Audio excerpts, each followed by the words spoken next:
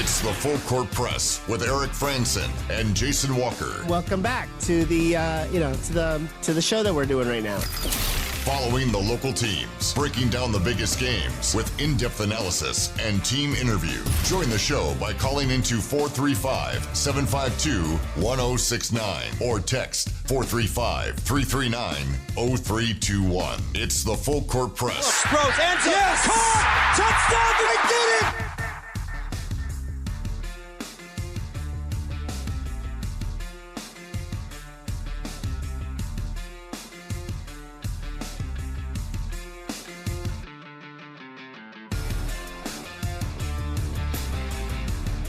Welcome back to the Full Court Press, second hour. Here with Jason Walker, Eric Frandsen, got JD in the house.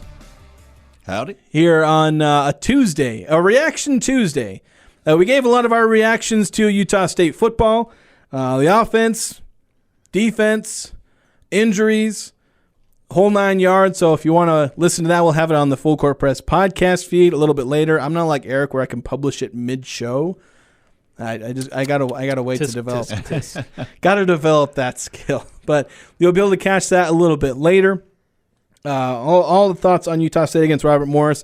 We'll have our previews all coming up in the next couple of days. We'll have interviews, including with guys from the USC side, kind of get their perspective. USC jumping up in the rankings. They jumped to, I think, number 13 in the AP poll. They defeated LSU, who I think was the old number 13, right? Yes.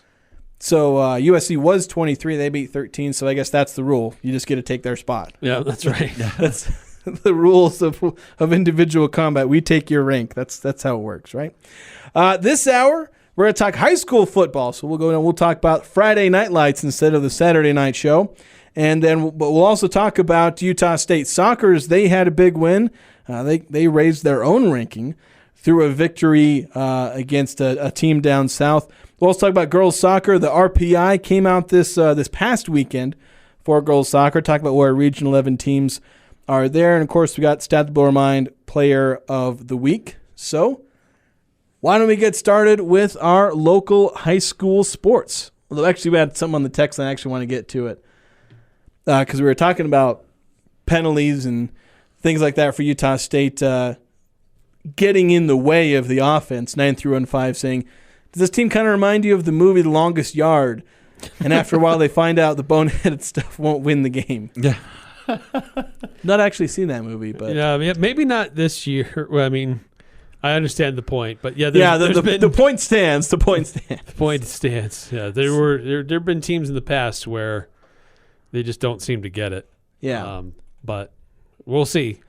This Saturday night. Yeah, well, so it can be a big one. They can't afford to be doing any of those against, again, number 13 USC. But we'll have those previews more in full, in writing and on the show later this week. So let's start our high school football, recap the weekend. Feels like these games happened forever ago because they kind of did, again, doing this on a Tuesday. But we'll do what we normally do, start in the north, work our way to the south. Maybe one of these weeks we'll do it backwards. But we're going to do it north to south once again. So we start with Skyview. And Skyview is a team that won their opener, then kind of got crushed by Morgan 34-0, and then they took on Spanish Fork. Tough opponent, and proved to be a little bit too tough. They end up losing 47-28. Just, second straight road game, second straight loss on the road, and just couldn't quite get it done there. So a good performance by Xander Stokes individually, but not enough. You go 47 points on defense. That's not going to cut it. Yeah, new coaching staff here at Skyview, and this has been a great program over the years, but they're trying to replace key personnel, develop a new culture, a new program moving forward under a new head coach. And so the opener, it was kind of exciting. They won that one. But they've struggled in the last two, certainly doing better offensively in week 3 than they did in week 2, but still struggling to limit the opponent. Morgan was able to get a lot on them in week 2. Spanish Fork puts 47 on them this last week. So the Skyview defense certainly a bit of a concern so far as the early part of the season underway for the Bobcats. Yeah, turn my own mic off. self censorship. Muting yourself. That maybe could help. Just have you and JD going on. But yeah, I guess last week obviously the offense didn't help a ton, scoring 0 points, but giving up 34 points, not helping. Then 47 again, like that. Maybe the more concerning part of this team right now is the defense getting that.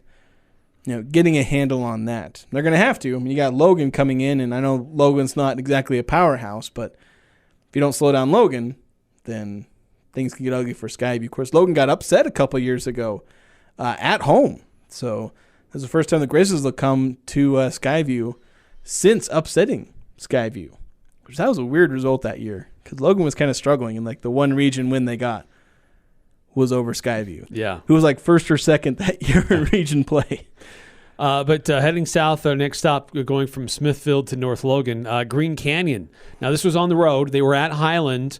Another exciting finish in high school football. This one going to overtime. And Green Canyon getting the 28-27 win in OT at Highland. Yeah, and check one off in the PATs matter side because they went 21-21 into overtime. And Highland scores first, missed the PAT.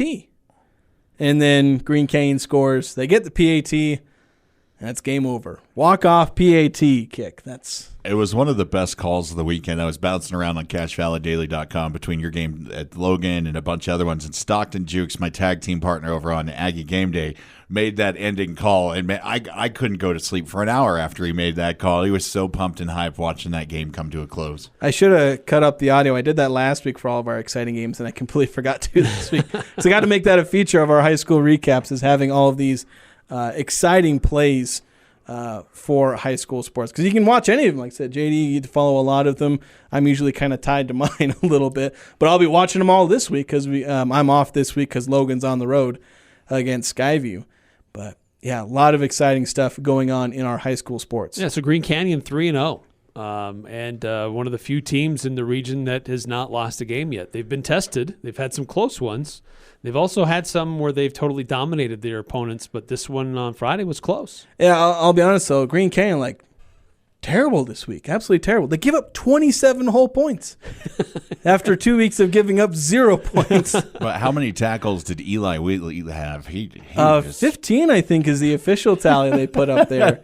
He's been nominated once again he's the reigning Cache Valley Media Group Prep Player of the Week, and he got nominee again. Yeah, he had a solid performance out there, too. Had a sack. I think he had a rushing touchdown, too. I think they just put him in at fullback, or at least he was listed as having scored a touchdown. So I assume 1 rush, 1 yard, 1 touchdown. Yeah, so I just give your defensive lineman a goal line touch. Hey, man, let him rumble in there for the touchdown. Last week's game was amazing for him. This week, man, he just stepped it up. He did even better, statistically even better. So Logan with the home opener. They've had some magical games going into the season earlier on, and then had to eat some humble pie at the hands of Timpanogos. Yeah, this one, it was a game I was worried about last year. Timpanogos won that game. It was at Timpanogos, or as I kept calling them during my broadcast, Timview. They won at 41-14. Timview did not have the luxury of playing a game on Friday. I know. They wish they were playing on Yes, it's true. But I had to apologize in the broadcast. I swear I called Timpanogos Timview about 6 different times. But yeah, the Timpanogos won by a better score last year, 41-14, and I was kind of worried because I know Hillcrest and North Sanpete aren't like the best opponents, and Logan had a lot of mistakes that had led to those games being closer than they really should have been. And they improved on some of them, but Easton Favero, 5 interceptions on the game. That was really big. Some of them weren't as much his fault. Some of them were. They forced some turnovers. Heck, on one of the interceptions, they got it immediately back because they stripped it out of the guy who intercepted it. But in the end, just didn't do enough to avoid turning it over, which kind of ended up adding a few more points for Timpanogos. They couldn't punt it and keep Timpanogos. Half their drive started in Logan territory. So some things for the Grizzlies to work on. They weren't catastrophically destroyed in this game, but a lot of self-inflicted wounds there, leading to an 18-point loss. Reed had a great game at tight end. I mean, he's great on defense, too. I think he blocked a kick. He hit a home run. He scored a goal. He's doing everything on the field.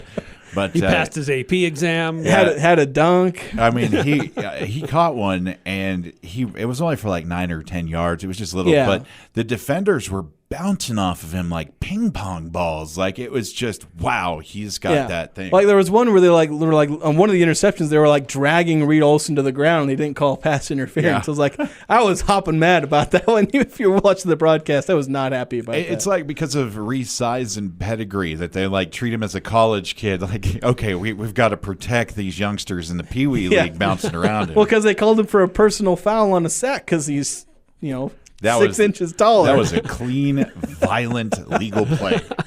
But yeah, Reed Olson, I think it was 8 receptions, 143 yards, a touchdown. Another block kick. That's 5 on the season. Incredible. He's played in 3 games, and he has blocked 5 field goals, or some of them are PATs. So absolutely absurd stuff from Reed Olson there. Added a sack, 3 tackles, whatnot. So the heading across the hill, and the forget what they exactly call it, the Golden Spike rivalry, or the battle for the Golden Spike. Something about a Golden Spike. That's about all I know. One of the longest running rivalries in high school football in the state of Utah. Bear River, a team trying to find itself and haven't been able to find a W yet. They've been within a score of their previous 2 games. This one not quite as close. Box Elder beating Bear River 21-10. Bear River still trying to a little better defensively on Friday, but still struggling to get their offense clicking and finding the end zone. So unfortunately, Bear River 0-3 so far, which is a bit of a surprise. Yeah, a much better performance defensively. That was the key. They gave up like 34 and 35 or something like that in their first couple of games. One guy who had an absolutely fantastic game that I want to point out defensively was it was Brecken Haynes. 14 tackles, all right. 6 tackles for loss. Nice. 2.5 sacks. Woo. So playing a big role in helping slow down Box Elder. Ultimately not enough, just couldn't get enough going on offense. Going into halftime down 7-3, give up 14 points in the third quarter. That kind of ended up doing it for him, especially when nobody scored in the fourth quarter. So, as you said, Bear River still searching for it. They may find it. There's a bunch of teams in the region like Bear River, Westside, Logan, Skyview. They're all kind of searching for themselves.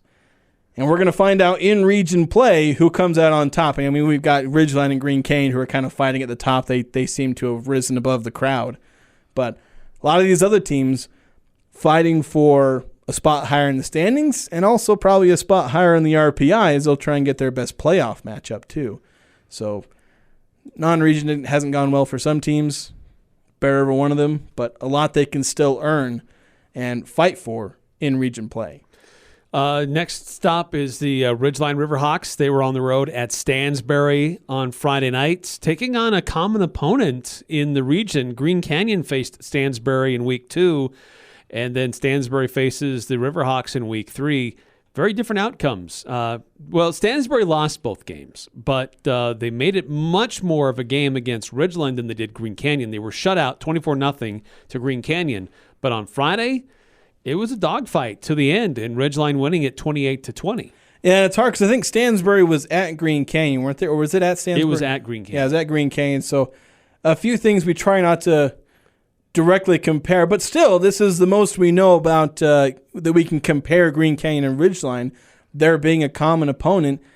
And it is interesting when you hear a similar number of points scored by Green Canyon and Ridgeline. They both score mid-20s. Ridgeline slightly higher with a 28.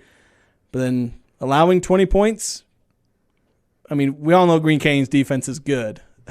If that's what the takeaway we're looking for, we probably could have told you that before, but maybe an indication. Who knows?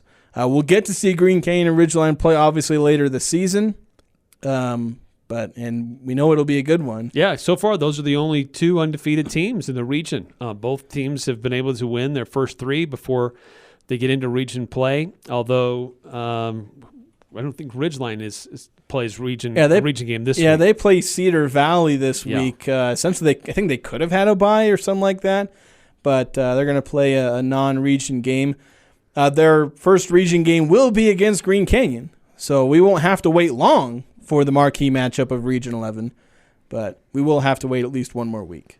And then our last stop, well, not necessarily our last stop, our next stop, I should say, on our Region 11 scoreboard is Mountain Crest hosting East, and East putting it to the Mustangs 42-23 on Friday. I wouldn't fault Mountain Crest too much. East, a good team, and you're going to take your lumps against them. I still really like Mountain Crest is probably the most underrated team in Region 11 right now. I hope I don't eat my words on that. But, just a bit too tough an opponent for the Mustangs with East. That's just... Well, East is a 5A school. Yeah. They're 2-1 on the year so far. So, Mountain Crest punching above its weight a little bit, which is good to have games like that on your schedule. Well, they did the Box Elder, too, because Box Elder's 5A. Yeah, that's true. They beat them. It's a good test for the Mustangs to see what they need to do to improve and get ready for region play this week. Yeah, cut your teeth on some good teams. That's what you got to do. And then last but not least, Westfield, the Longhorns in their inaugural year, still trying to find a victory for them. They got beat up on Friday, 61-28 to Salem Hills. That's a lot of points. That is a lot of points. It's a lot of points. And I know what a lot of points looks like because, Logan had a few of those games like that last year. Right. So far, Green Canyon Ridgeline 3-0 on the season. Logan and Mountain Crest 2-1. Skyview is 1-2. And then Bear River and Westfield have yet to taste victory. So any teams playing above or below our expectations, you think, Eric? I think Logan is above my expectations so far. I think they're about, as far as win-loss total, I think they're about where I thought they'd be. Because I knew Hillcrest and North Sanpete would be winnable games and Timpanogos would be tough.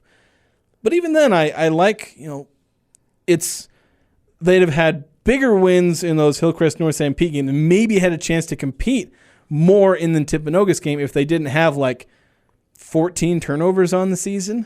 It's kind of ridiculous. Yeah. It's stuff like that where if they fix that, they could finish 4th in region, which is a lot higher than I maybe would have expected them to be able to do. And that's what I'm kind of seeing out of this team, the chance to finish higher, where I think I had them, second to last in my preseason prediction? Yeah, and I think my disappointment so far has been Skyview. It's a team that disappointment may be a strong word, but surprised so far. Yeah, just a little below. Just a little surprised so far. That's a program that usually is very competitive and plays well, and they've had 2 games back to back where they've struggled, and so it's a little uncharacteristic for Skyview from what we've normally seen. Maybe it's just a tough stretch. We'll see if they can rebound, but 1-2 to start the season is a little bit surprising to me. Yeah, I think Skyview's certainly there, but Bear River a little bit. It is kind of just disappointment, sadness. I was hoping they'd be better.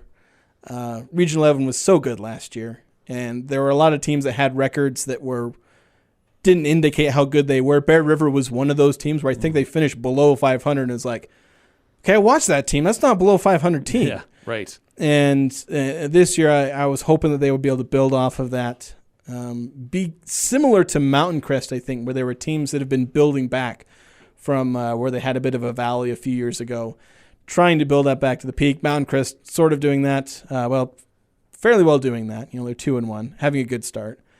But yeah, Skyview, we both had them, number 2, something like that. Mm-hmm. And the way they're going, they can finish 4th or 5th. Yeah. Not a great trajectory to get things started for the Bobcats. But again, plenty of time to turn things around. Region play, got 6 opponents in region play, 7 teams, and a lot to fight for still. The season is young, so we'll get there yet.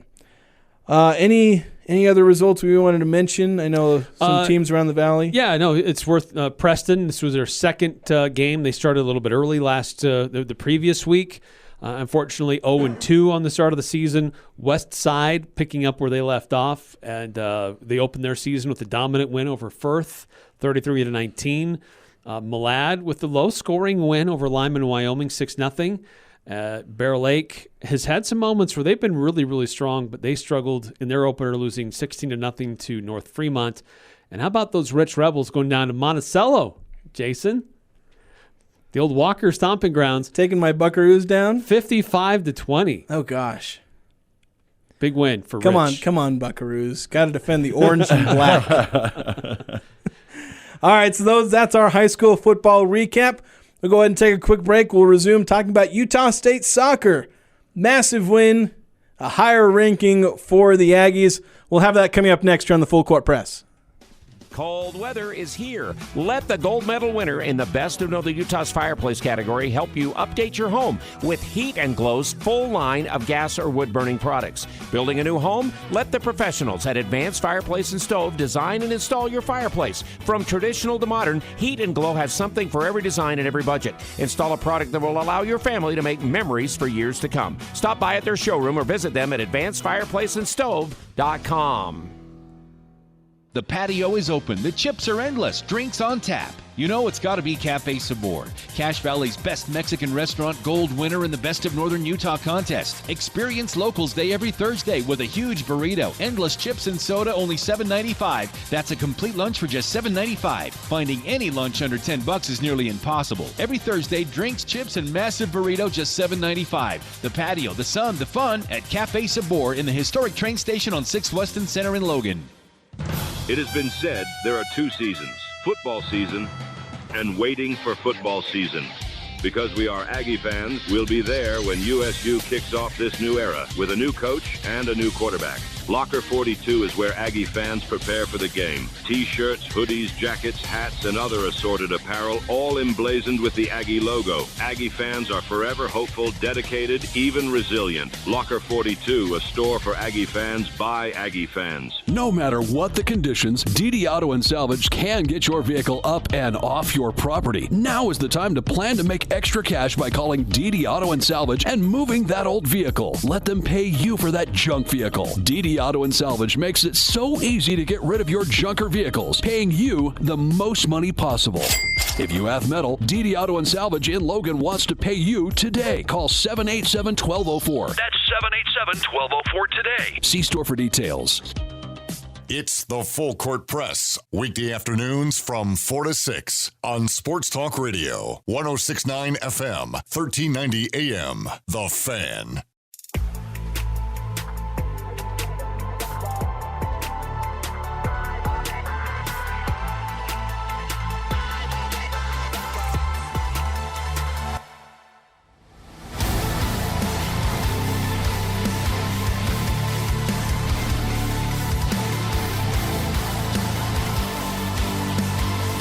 Crystal Vision is a 4-time gold medal winner in Best of Northern Utah. They provide personable, experienced one-on-one care.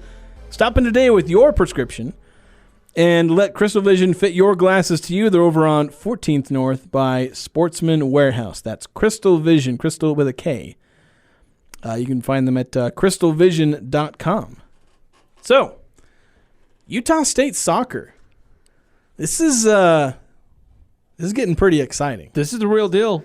Yeah, Utah State, we looked at volleyball as kind of the banner-carrying program. Utah State, one of the best, 3 straight Mountain West championships, NCAA tournament appearances in the last couple of years. But Utah State soccer, last year winning the Mountain West Conference tournament, getting to the NCAA tournament. They took down the number 1 team in the country, BYU, last year at home. But this year seemed to be rising even higher. At least in terms of rank. The Aggies last week were the 19th ranked team in the country in the United Soccer Coaches poll, or I forget the exact phrase there. But that was their highest rank in program history. First time they'd ever been ranked. But this week, rising even higher, Eric, as they went to BYU, who at the time was ranked 16th. So this is a ranked matchup, both sides ranked. And so huge matchup for the Aggies. BYU coming off a loss to number 3 UCLA, or at least at the time number 3 UCLA. And so a very tough matchup on the road. Arguably the toughest matchup of the year yet for the Aggies. They came through big. They scored first, got up 1-0.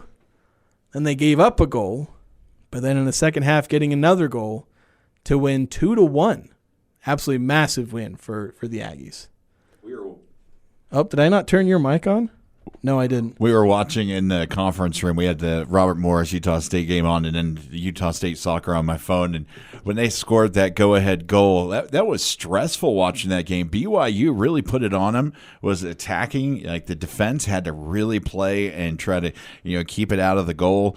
It was just kind of keeping eye on both games, but when they scored that goal, I think I scared Eric a little bit, jumped up and yelled a little bit in the conference room.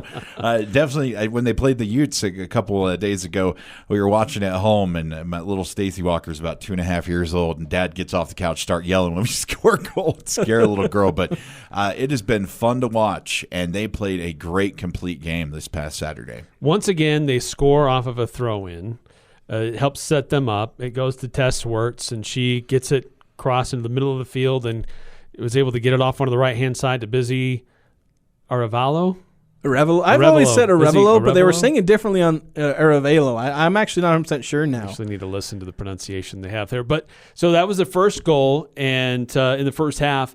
And then the go-ahead goal, just I didn't see who booted it, but just a massive kick from the Utah State side of the field, sails over midfield, and it's just a foot race. And Chambers just outruns everybody and gets it over to Tess Wirtz, who then just puts it in on a dime. And so just great hustle and great effort for Utah State soccer. And, yeah, they're ranked 11th in the country right now. Yeah, the latest poll coming out, and Utah State 11th, almost top 10, just behind UCLA, who used to be the number 3 team. Of course, UCLA defeated the other day by Pepperdine. Whoa. The team that Utah State blew out early on in the season. Utah State beating Pepperdine 4-0 in the season opener. Pepperdine actually themselves now ranked number 20.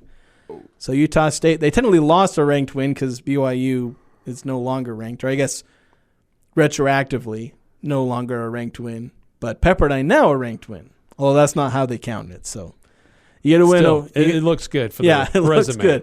And obviously getting recognized for it. People are recognizing the Aggies are good.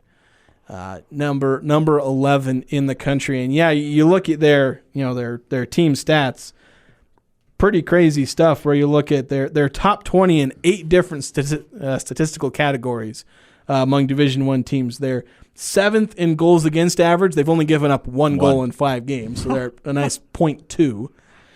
They're 17th in goal differential, so 13-1 in goal differential, plus 12. They're 9th in assists, 6th in save percentage, 9th in shutout percentage. I think they were like 38th in goal average, which is like 2.6. So not like the super highest scoring team in the country, but, top 40 in scoring, top 10 in defense. That's almost a top 10 team in the country. So impressive, and they're returning home. They've got later on this weekend, I think they play Sunday. Is their next game? I think they play... They play a game in between. Well, they do play a game in between, excuse me. Their next opportunity for local fans to see them. They play Utah Valley this week. Yeah, Utah Valley is receiving votes in the top 25 poll. No team to overlook. Then it's... What do they say? Pacific. They will face Pacific. And 1 o'clock on Sunday. I haven't done any looking on Pacific. I've mostly focused on the tour of Utah that Utah State is halfway through. They faced Utah, BYU, probably at least one of the toughest. BYU is the toughest. You can debate whether Utah or Utah Valley, since the Wolverines are getting votes in the top 25 poll. They'll be at Utah Valley. Then they'll face Weber State. That'll be the end of their tour of Utah. That's a week after the home game against Pacific. They'll get a whole week of rest before taking on Weber State. Then they'll face Washington State and Grand Canyon the next week, and that'll end non-conference play, which, my goodness, the way they're going, they're going to be unbeaten? Yeah. that would be a heck of a run for the Aggies if they manage to go unbeaten. I wouldn't give too high a chances of them doing it just because it's so hard to do that. And with opponents like Utah Valley and Washington State and whatnot in their way. But, man, if they do, watch out.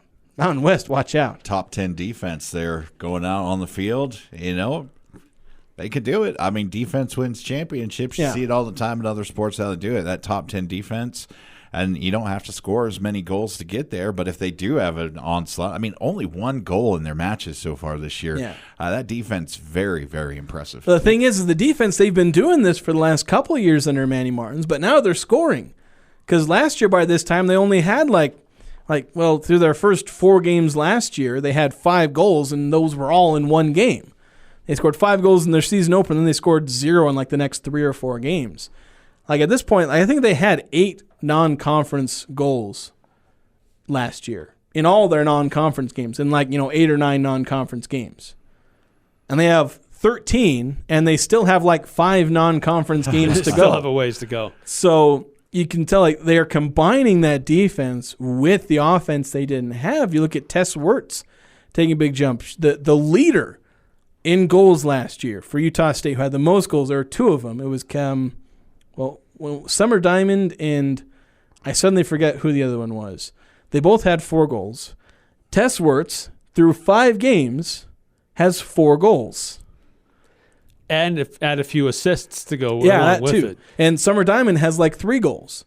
So you're talking, there are players who are meeting their entire 2023 allotment of goals, and they're 5 games into the season against teams like BYU and Texas Tech and Utah and Pepperdine. This isn't a cupcake schedule, and they're playing better. Jason, I thought you were supposed to talk me off the ledge of a perfect season, not get me diving full in for it, man. What you just said, I'm all in. I wouldn't be placing the bets on the undefeated season, but somehow I may not be surprised either. Very, very special season unfolding. But Addie Weichers, Defensive Player of the Week from the Mountain West. Tess Wirtz was the USU Student Athlete of the Week. So strong recognition coming to this Utah State women's soccer team for good reason. Of course, Utah State, so there's been 3 Mountain West Defensive Players of the Week so far handed out. They've gone to Kylie Olson, Utah State defender, Shea Kircher-Pratt, Utah State goalkeeper, and Addie Weichers, Utah State defender. 3 awards in Defensive Player of the Week, and they've all gone to the Aggies. And 3 different ones, too. So just pretty crazy for the Aggies to be able to do that. That's a huge reflection on how they can move to the talent on the defense. In any game, any match, it can be somebody stepping up on that defensive playing field. And we've seen them all just elevate together there. Yeah, so it's absolutely spectacular to see. And I'm looking forward to see more. I'm going to try my best to – let's see. I'm going to see if I can make the Pacific game. I was out of town when they were playing at home last, when they were hosting Texas Tech, which was a heck of a game. I'll have to see if I can make it out to the game against Pacific. There's not been a whole lot of times to see this team in person. I saw them for part of the scrimmage that happened the same day as the Utah State football scrimmage, which, given how the football scrimmage went, I probably should have just stayed at the soccer one. I probably would have had a better time there. But then Texas Tech, again, I was out of town visiting family, and I think this upcoming Sunday I shouldn't be out of town, so I should actually be able to. It's definitely something to go check out here in Logan. Great ticket. This team is on fire right now, and they're getting recognition from around the country, and it's a great opportunity to support our Aggies here in town. So a Sunday match, 1 o'clock. I think it's 1 o'clock. I saw the time. It'd be starting out there, so it'd be a great time to go out and hang out with the family. Weather should be beautiful, and for me, I'm going to try to not toxify, but all the football. So maybe Sunday would be nice to go out there to Belfield, check out the Lady Aggies, and just calm down. Soccer. Make sure to bring some way to get you some portable shade, because the sun just shines directly on you in that stadium. It can be tough. And as you can tell, I don't tan. I freckle. I still have the remnants, because I got sunburns from that day where I went to the scrimmage and both scrimmages, soccer and football, and my arms are still peeling from the sunburns I got on my arms. Well, from the Walker lineage that we are, we are not friends of the sun. We burn, we peel, and it's not like nice golden shades. It's red, red. It's red or pure white. That's that's it. Those are the 2 shades I have on my skin. So definitely sunblock and some sunscreen if you're out there. Yeah.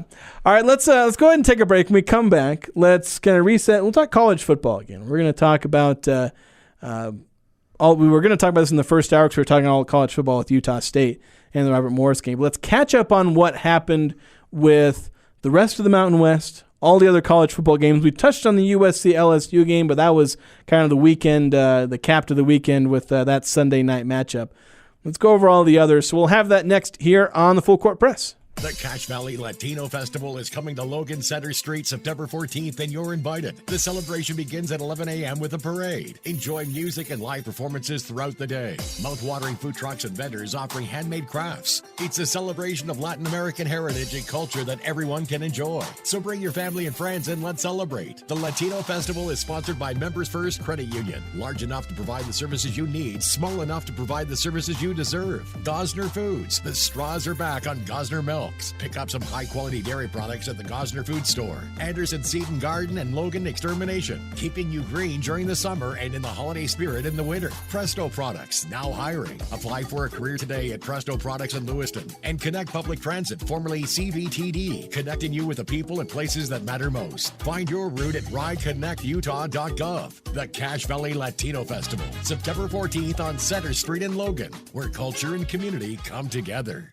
Attention craft beer lovers. Prodigy Brewing is excited to announce their Community Craft Beer Fest on Sunday, September 22nd at Mount Naomi Farms in Hyde Park. Enjoy an afternoon filled of delicious craft beer, mouth-watering food, fantastic live music, games, and more. Come for the beer and stay for the fun. With local vendors, great entertainment, there's something for everyone at the Community Craft Beer Fest. For more information on tickets, visit Prodigy Brewing's Facebook page and mark your calendars for Sunday, September 22nd at Mount Naomi Farms from 12 to 5.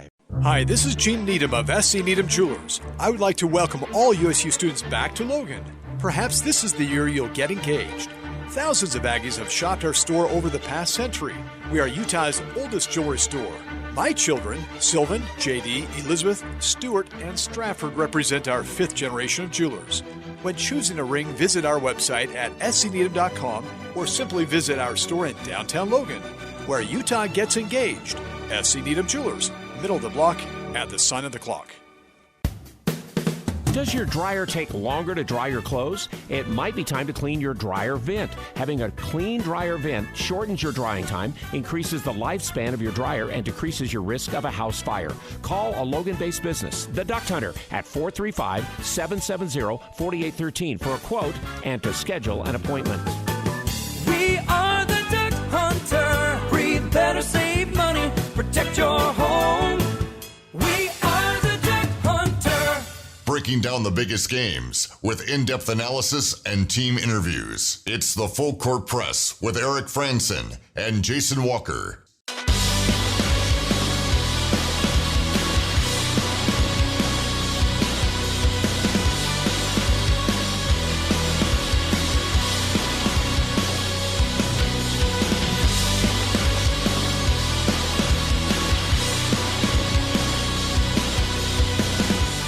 Full Court Press here with Jason Walker. Eric Frandsen has stepped out. He's going to head up to practice.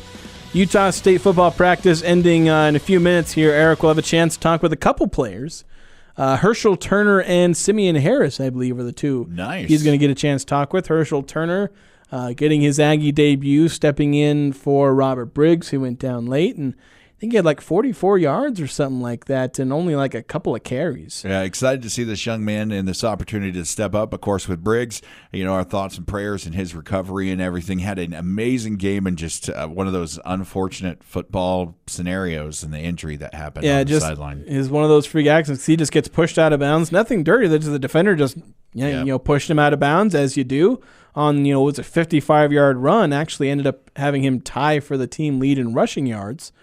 It just falls hard on the sideline, and there's nothing you can do about that. Just one of those unfortunate football mishaps that happens. But there was a lot of good Mountain West football throughout the weekend.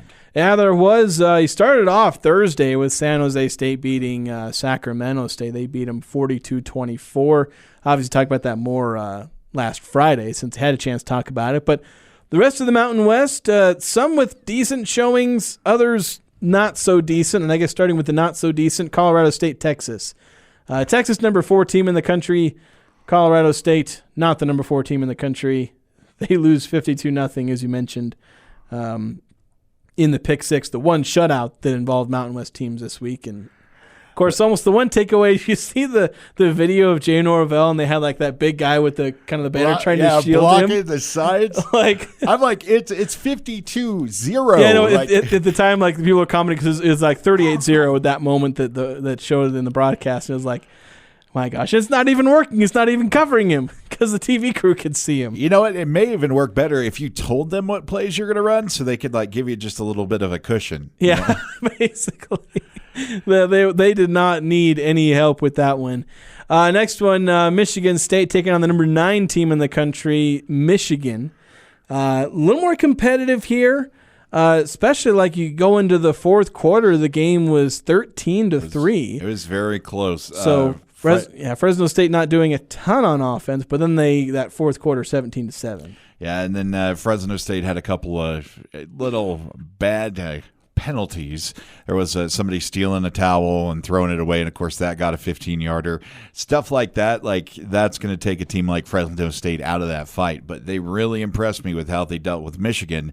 No heads up if Michigan had the drones in or not. So yeah, they didn't have somebody on the sideline of one of Fresno State's last year's games or whatever. Maybe that was what Jay from Colorado State was worried about. Yeah, because everyone got obsessed with the sign stealing and all that, and some are going way overboard. Michigan did that thing where they were trying to pretend they were the victim and everyone was stealing. It's like, no, everyone is stealing our signs, and so they had guys they had 2 or 3 of them trying to cover up Harbaugh back there. Maybe a team that maybe should have been stealing some signs for their sake of their defense. New Mexico against Arizona, number 21 team in the country. Arizona putting up 61 points, although New Mexico getting 39 of their own, so it's not like they were hurting for offense, but certainly hurting for defense. This game in the first half was a lot closer than the final score shows. Yeah, that's true.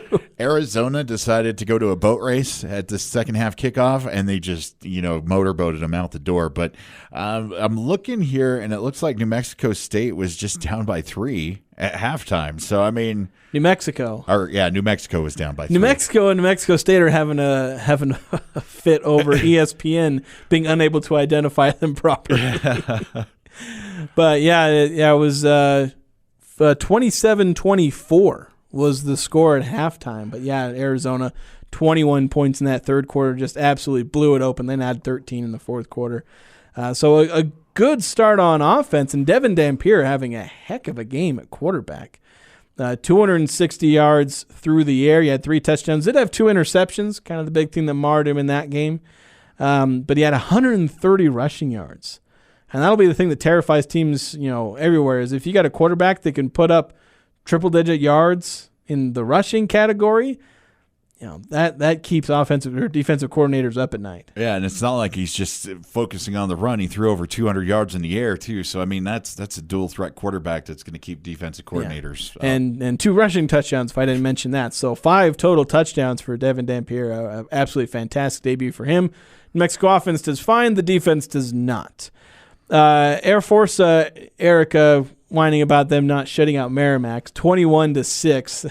Merrimack gets the fourth quarter score to not get shut out in that game, though Air Force not super impressive on offense. Not at all. That game kind of developed really slowly. Watching the thing, I thought you would see more of a separation between the two, but Air Force just kind of maybe on really low cruise control, 35 miles an hour on a Sunday afternoon, just getting through the wind. Yeah, a couple of scores in the fourth quarter. You go up 14-0 at halftime, go up 21-0 late in the fourth, or kind of midway through the fourth, and then it was literally a last-second touchdown pass. Touchdown. I didn't realize that. I'm sure Eric would have been. He was shaking his fist at the sky, losing pick six over that. Now I know what the picks are and why he was so big on the shutouts. I was like, man, he's really a big UNLV guy right now. He really loves his defense.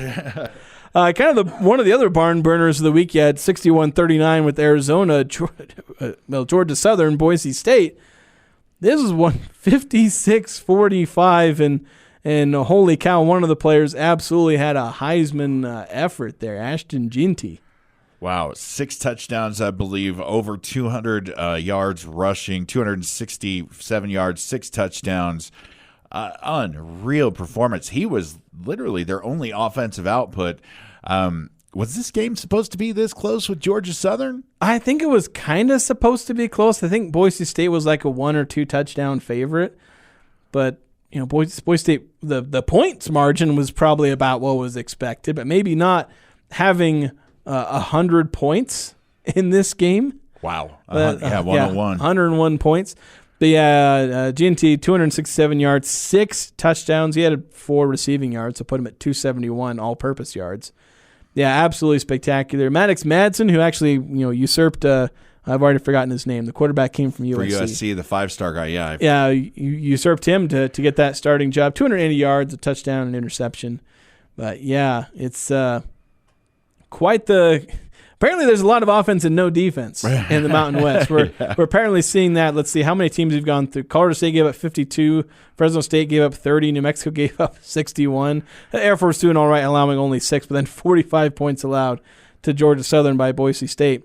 Of course, move on UNLV. Well, here's another team that actually did well on defense. 27-7. UNLV over Houston. And I don't think Houston was supposed to be good, but I don't think people were expecting UNLV to be able to beat them 27-7 and be up. It was like 24-0 going into the fourth quarter. Yeah, that last score by Houston broke Eric's heart on that pick'em. But they had Matthew Sluka. I think it's Sluka. I'm not 100% sure. I think he came from Holy Cross. Man, had a great game.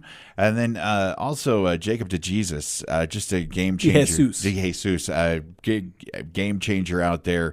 I'm sorry for what I said about UNLV, and I'll just take it from week to week now as we go through. But I do have a long history with UNLV breaking my heart. So. Well, I mean, this wasn't the most impressive offensive performance. I mean, 71 passing yards for one quarterback. They had 42 passing yards from it was basically a trick play. I believe one of their running backs throwing a pass. D'Angelo Irvin, I don't know if he's a running back or wide receiver, had one pass for 42 yards. Rushing, they did have 195 and balance between Michael Allen and Sluka. And a bunch of others getting 20 here, 15 there. So a lot of guys getting involved in the run game. So maybe a running team. We'll see. But that defense shut down Houston, and they were 3-point favorites. So, I mean, that's not what Houston was looking for. Yeah, and the defense may end up being very well the strength of UNLV. If I remember right, they brought a lot of guys back on that side. But they brought a lot of guys back on offense, too. A lot of the guys to surround their incoming quarterback. Then we got Nevada going up against Troy. I forget who was the favorite in this game, but Nevada wins at 28-26. So Nevada getting one of what'll probably be a few wins. Yeah, it wasn't really an impressive game to start with. Actually, Troy had the lead at halftime, 14-6. So, I mean, it was one of those things, and Nevada was able to hold off a late surge from them. But, I'm not quite sure this is where Nevada would want to put this one on the board and say, hey, this is a marquee performance for us. They won. That's what you got. We got the W. Let's get out of the building. Troy was actually a 7.5-point favorite. So there you go. Nevada getting an upset there. So like I said, they're going to be stretching to get as many wins as possible. So they'll take what they can get. Then a few more games. UCLA taking down Hawaii 16-13. Hawaii's defense doing a little bit better this year. I know they lost this one, but you hold a team to 16 points. Of course, the same token there is that their defense is a lot better than I was thinking it was going to be, but their offense not nearly as impressive. Didn't do super well against Delaware State, and then only 13 points against UCLA. That's kind of scary for a Hawaii offense that's usually, air raid offense that puts up a ton of points. But to hold UCLA to 16 and to bring it down to the end where it was just a field goal kind of that separated it, I think if you can have a moral victory for Hawaii on your defense, you look at that. You held UCLA to 16 points, but on offense they got to figure it out. They're going to have to put up points to be able to win the ball game. Yeah, but hey, Big Ten football, right? Yeah. With UCLA. Yeah. San Diego State getting a win. Similar with Utah State, they were playing a non-FBS team. Texas A&M Commerce. Yeah, I'm waiting for the penal institution to be added to the back of that, so it's like the Mean Machine are playing there, but no, San Diego State handling business there. Yeah. Of course, they kind of pulled the Utah State where they had a bad first half. They were trailing 6-3, but 21 points in each of the third and fourth quarter, and they run away with it. It seems to be kind of a theme in the Mountain West. The first quarter, maybe not the big action, but show up in the second half, and that's when things get magic. Yeah, and then obviously Utah State, Robert Morris. We have already gone over that fairly extensively. And then the the nightcap, Wyoming, Arizona State, just getting boat raced, 48-7. I actually, talking with some friends before this one kicked off, I actually thought Wyoming had a decent chance, and I wasn't alone. And then all of a sudden now I look like a complete idiot because Arizona State just walked all over them. It wasn't even there. Like, it was so not what I was expecting. That was my biggest surprise of the week. I thought that would be a little bit closer than it was. It was so bad that the coach literally apologized to the fans. Oh.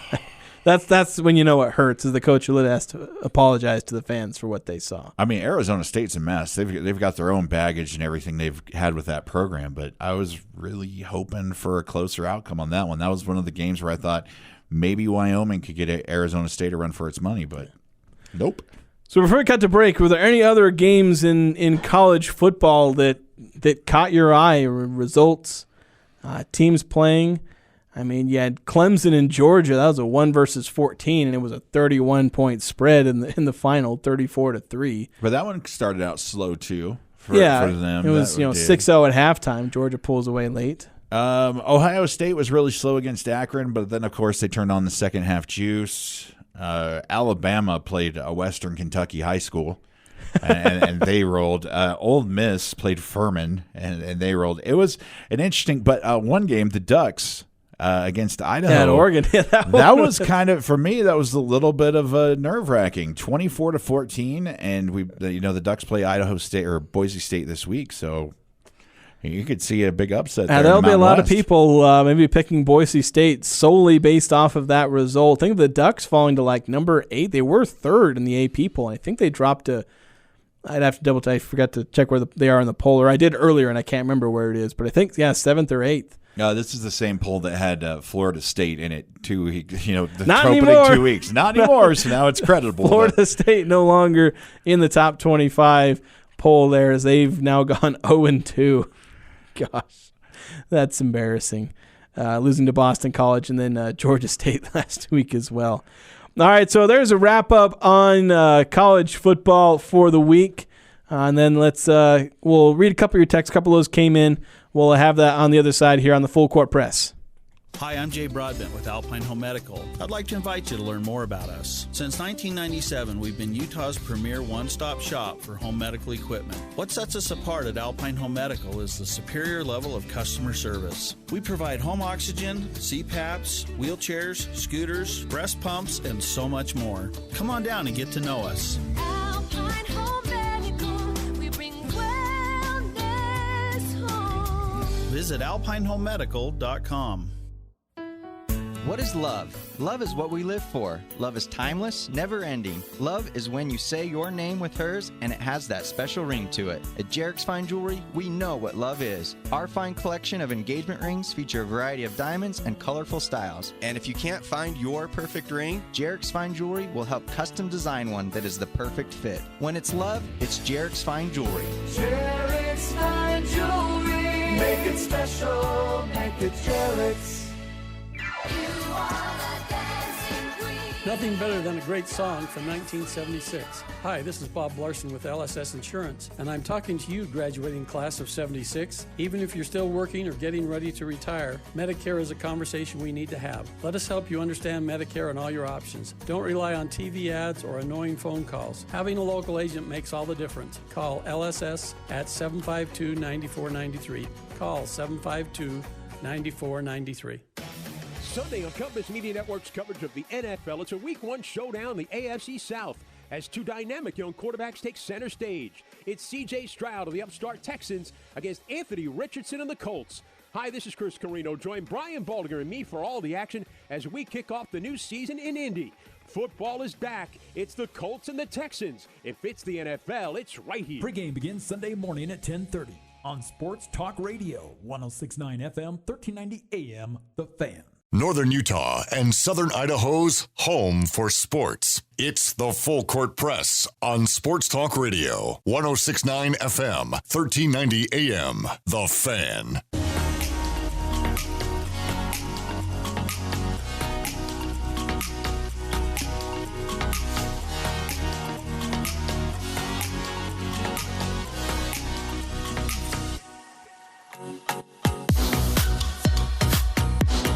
Welcome back, Full Court Press. Of course, we're going to wrap things up here, this final segment. Jason Walker got JD Walker here. Walking the talk, as they say. Or, well, talking the walk. We're not walking the talk. 5662 on the Full Court Press text line says, anytime the Aggies can kick YBU out of the rankings, it's a good day. Yeah, talking about Utah State soccer doing that. Amen. It says, most random but important question. How long has JD been rocking the beard? How long has it been growing? The beard's been around for about 16 years now. There we go. I looked in the mirror one day, realized I didn't like what I saw, and so I did my best to cover it up. And my wife now says if I take it off, like I might lose all my stuff. So I can't really grow a beard, so it doesn't really grow beyond like just a little tiny scruff. So that's the thing that runs in my family, though. So I just can't really do it. Well, I was going to try and read the other text, but my mouse isn't working. 9315 says something about the Pac-2 Mountain West, but again, my mouse is no longer responding. Well, so maybe the news is that Washington State and Oregon State, the deadline was like September 1st for an agreement to play the Mountain West schools in football for next season, and it's passed. So it looks like we'll only be getting schedule with them for this year and possibly, I don't know if it was a 1 or 2 year deal on that.